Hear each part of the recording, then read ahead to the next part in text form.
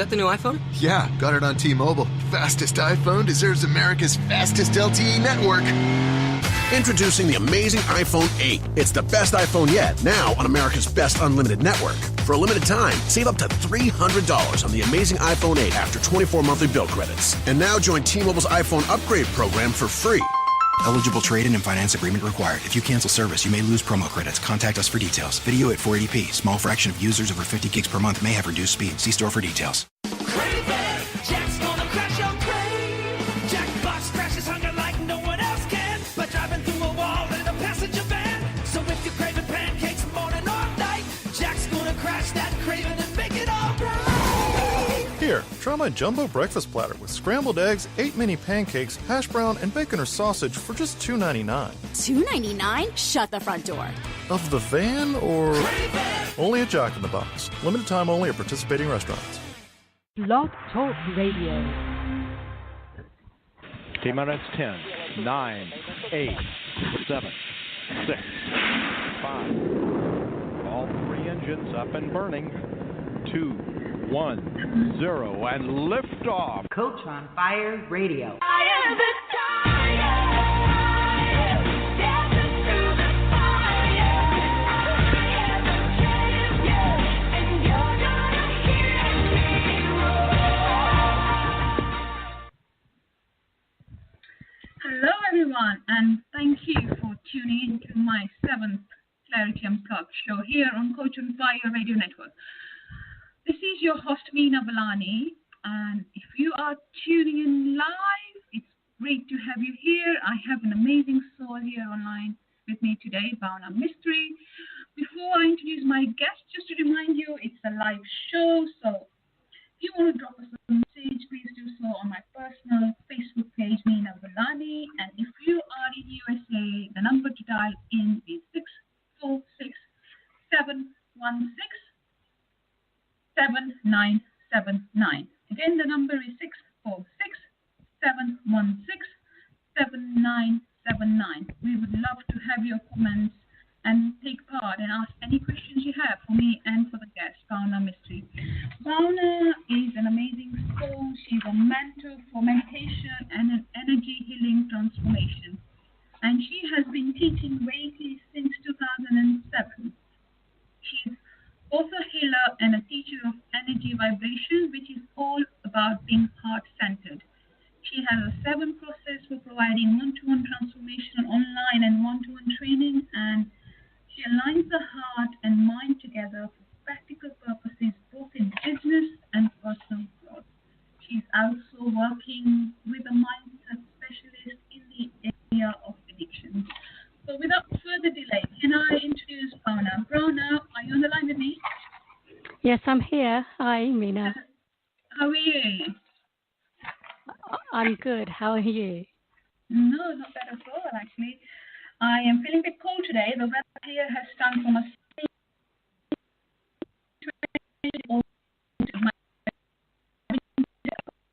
Hi, Mina. Yeah, you're cutting out. Oh, am I? Sorry, I can hear you very well.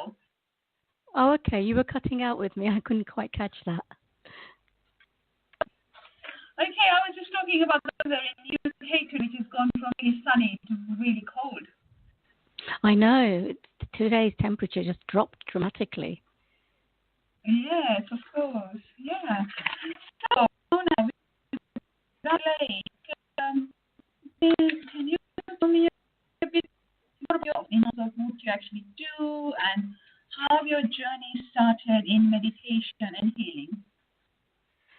Okay, so if I start with how my journey started, I was quite young. I don't have a massive dramatic story, with all these things people talk about, the drama of something that changed their life radically. But for me, meditation was something that came naturally. I was 60 years old. I came across meditation in RE at school, and something just felt right about it. So I started doing meditation on and off, as you do, And eventually what I found within a couple of years was I was using meditation to help me just deal with everyday stresses. And it was really simple. It's like when you have, at that age, emotions run high, people fall out with each other, people get angry with each other, and I would just take myself away, do a meditation. Usually it was a creative meditation, and then I'd just go back and then respond, and things just worked out a lot better. So I found it a brilliant way to just manage stress. So that's how I got started, and that just developed. Yeah, that's amazing, because I think they're actually bringing back the whole concept of meditation in schools, like the meditation and yoga and how to be grounded, because my kids go to school and they kind of have a practice of doing it on once a week basis. And I think it's amazing, because I think people are waking up to the reality that, yes, spending that time to yourself actually makes you realize there is something you need to work on, and the answers are always within you. Yeah. Yeah. So what do you actually do with that now in terms of how meditation? How do you help people with that? Okay, so meditation became the foundation of everything I did. And then over the years, it became something, casually I started doing meditations with people for fun, just with friends. Someone asked me, will you run a meditation because you do it? And I did a meditation. So that's how it started to evolve. And then eventually I learned Reiki, and that took me into another realm of using meditation, because now I was using it for healing purposes. So I was connecting into people's energies through meditation and helping them get to the right spot to heal the energy. And what I realized as I trained through meditation, I did NLP, like neuro-linguistic programming. I touched on hypnosis. And when I did the hypnosis, I realized that meditation is actually much deeper than hypnosis. So you can really get to the heart of healing with that, because you're not just taking someone to the source of their problem. You're going in and transforming the energy, and you're healing it so that they come back with a positive energy from that time, as opposed to holding on to the negative energy. Are you with me in what I'm saying? Yes, of course. I mean, I practice it regularly, but yeah, so I kind of understand what you're trying to say. Definitely get it. I definitely get it. Okay. Yes. So that's basically what energy transformation is about. It's connecting into the energy of what you're doing, what you're saying, the energy of what you're experiencing. So everything in life is energy. So we're all energy beings. And it's what energy that's vibrating, that's affecting us, that we transform. Does that make sense? Yes, definitely. Yeah, do ask me for clarification, because I can get lost with this. Yeah, of course, I'm listening, and if I need to sort of think, okay, you need to give me more clarity, I will definitely ask you. Good. So how do you get somebody who is not doing it to get started? Because it's really hard for somebody who doesn't do it to sort of just be by themselves, because sometimes think, what am I doing? How do you get somebody who's never done it to start it? Okay, everyone is different. Some people will take to it naturally. Some people will try it for a bit, get through a stressful period, put it down, and then they get stressful again and they'll come back to it. The whole point of the morning meditations that I run on Facebook is to give someone a space to come and do a guided meditation with somebody, so they're not feeling alone doing it, because meditation can be a very lonely practice. And with all the images and connotations associated with meditation, it can be off-putting, because people think you only do it for spiritual purposes. So it's about bringing it and integrating into your life on a daily basis. So you have to go with the person who they are and allow them to build it into their life that works for them. So there's no hard, fast rules that I use, but I actually speak to somebody when they ask me how to, find out about their lifestyle, when can they fit it in, how can they fit it in, and then we build it. Start with 1 minute, start with your breath, start really simply. That's what I always say. Okay, yeah, that's interesting. I mean, I sometimes get my kids to sit down for 5 minutes and sort of giggle through it, and then they just get up, and then next day I try to sit them down, and they don't want to do it. So, it's a continuous process. Like, I think you just have to have a go at it on a regular basis to become good at it, I think, personally. And it's only recently myself I find that I can sit down for like half an hour without feeling like, okay, I need to get up now. That's brilliant. Yeah, I mean, and it has taken me a few years of practice, but I'm kind of reaching to that state, and I kind of feel really, I don't know, it's like something I can't really explain. When I'm there in the space for myself, it's so easy to just forget everything. Yeah.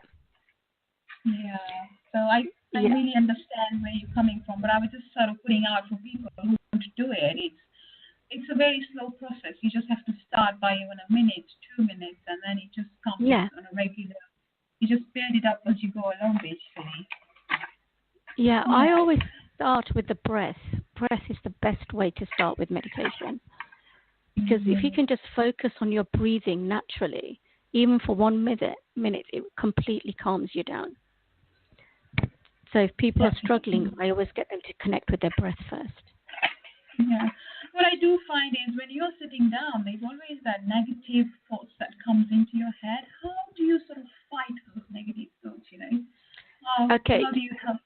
Yeah, you don't fight it. You don't fight it, You don't fight it. So this is, we're talking about the mind now. So your mind is full of thousands of thoughts randomly moving around. And if you try to stop it, it's just going to get worse and worse and worse. And that's what you normally find with the mind. And if you try to think of nothing, you'll think of lots of things. But when you try to think of things, your mind goes blank. So the mind just doesn't listen to you. So what you do is you allow the mind to run. And then as it runs, what I do is I say, imagine all your thoughts, feelings, emotions that are coming out. They're on a conveyor belt, a bit like a shopping conveyor belt. Yes. And you just watch them go by. And the key thing is to just watch and not get involved. So the moment you start engaging with the thought, that's when you get lost in the thought and you stop meditating. But if you just watch it go by, you'll find eventually the conveyor belt will have no thoughts, no feelings. There'll be bigger gaps between things. And that's when you begin to quieten the mind more and more. And it's all, daily practice. You'll improve on it by the end of 5 minutes. The next day you'll improve after 4 minutes. Do you see what I'm saying? It gets stronger and stronger the more you practice it. Definitely. I know when we were briefly having a discussion, you talked about the 7 chakras, right? Which are part of the energy. Do you want to elaborate a bit more on those chakras? Okay, so for people who know about the 7 chakras, they won't be familiar with the beginning. They'll be familiar with the base, what they are. But for people they're not, what I do is, most people have heard of Maslow's hierarchy. Okay. The shape, the triangle.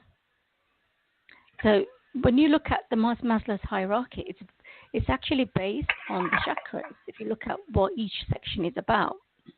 Mm-hmm. So I've translated that into the energy of the body. So the base, at the very bottom, you've got your foundation. These are all your life conditionings. So this is what you grow up with. This is what you're conditioned to behave in. Your cultural, your social, your environmental norms. So these are the things where we pick up positive and negative beliefs. So that's what I call the base chakra. Okay. Then the next level is your connection. So that's about life. That's about connecting to people. It's about relationships. So on an energetic level, it explains how your foundation helps you connect into life. So, negative beliefs create negative connections. Positive beliefs create positive connections. This is just really simplifying it. No, it's okay. I want the people on the guest online to sort of somebody who's never done it before. So you can go into as